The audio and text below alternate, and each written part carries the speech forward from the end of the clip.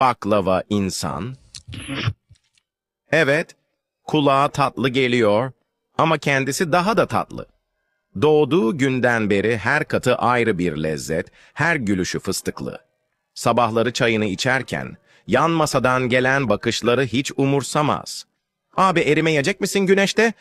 diye soranlara sadece bir kaş kaldırır. Soğukkanlı ama şerbetli. Bir gün Galata'da yürürken, bir turist onu parmakla gösterip, "O bir tatlı mı bir insan mı?" dedi. O da çayını yudumladı ve "Ben hem tatlıyım hem gerçek," dedi. Kimse onun kadar hem çıtır hem karizmatik olamaz. Güneş parladıkça daha çok parlar, rüzgar estikçe tatlı bir fıstık kokusu yayılır. İstanbul'un sokakları onsuz artık eksik. Sakın dilini uzatma, çünkü o gerçek bir baklava ve şaka kaldırmaz. Ama yanında oturursan, belki bir dilim dostluk paylaşır.